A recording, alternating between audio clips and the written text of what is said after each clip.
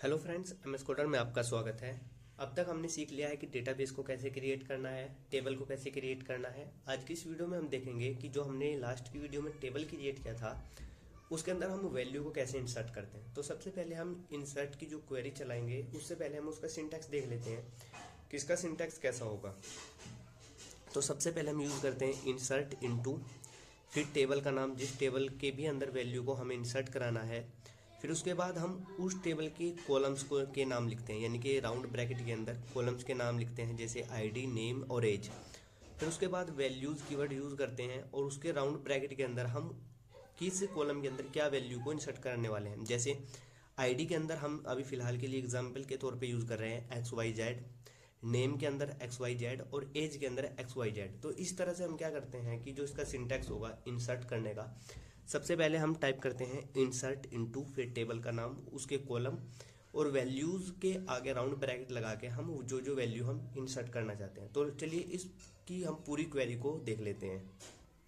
तो यहाँ पर हमने पूरी क्वेरी लिख ली है। देखिए, इंसर्ट इनटू एम्प्लॉय टेबल, जो ईएमपी टेबल हमने क्रिएट किया था उसके अंदर हमें वैल्यू को इंसर्ट करानी है और इसके अंदर कॉलम के नेम होंगे आईडी, नेम, एज और फिर वैल्यूज़ लगा के हम यहाँ पर टाइप करेंगे।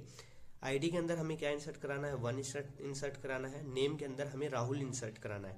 अब यहाँ पर देखिए कि जो राहुल हमने यूज़ किया है वो कोमाज के अंदर यूज़ किया है। क्यों यूज़ किया है? क्योंकि जो नेम का हमने डेटा टाइप लिया था वो वेर कैर लिया था, और वेर कैर के अंदर जब भी हम कोई वैल्यू को इंसर्ट कराते हैं तो इस तरह से हम कोमाज के अंदर लेते हैं, यानी कि जो कोट्स होते हैं, ये सिंगल कोट्स, उसके अंदर यूज़ करते हैं। तो ये राहुल जाएगा नेम नाम का जो कॉलम होगा उसके अंदर। फिर एज के अंदर हमने लिया है 25। तो जब हम इस क्वेरी को रन करेंगे तो यहाँ पर ये जो टेबल क्रिएट हुई थी हमारी उसके अंदर 3 कॉलम थे। तो फर्स्ट कॉलम के अंदर 1 जाएगा, सेकंड कॉलम के अंदर राहुल जाएगा और थर्ड कॉलम के अंदर 25 जाएगा।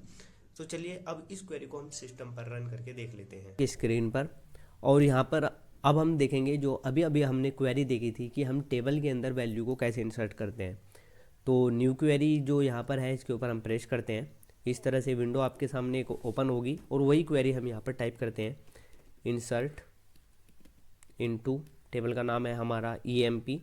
आप EMP भी टाइप कर सकते हो, DBO.EMP भी टाइप कर सकते हो।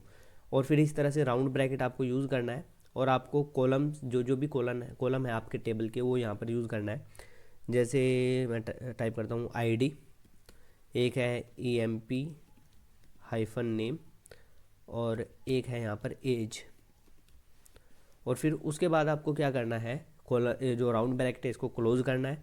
क्लोज करने के बाद आपको टाइप करना है वैल्यूज़ और फिर यहाँ पर एक और राउंड ब्रैकेट स्टार्ट करना है। उस राउंड ब्रैकेट के अंदर आपको वैल्यूज़ बतानी है, यानी कि आईडी के अंदर क्या वैल्यू जाएगी। पहली जो यहाँ पर देखिए, पहली जो कॉलम का नाम हमने यूज़ किया है आईडी लिया है, तो यहाँ पर हम जो भी वैल्यू टाइप करेंगे वो इस आईडी नाम के कॉलम के अंदर जाएगी।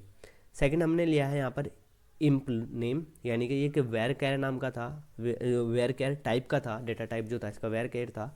तो यहाँ पर हमें क्या करना होगा, कोट्स यानी कि जो सिंगल कोट होता है उसके अंदर हमें वैल्यूज़ यहाँ पर देनी होगी।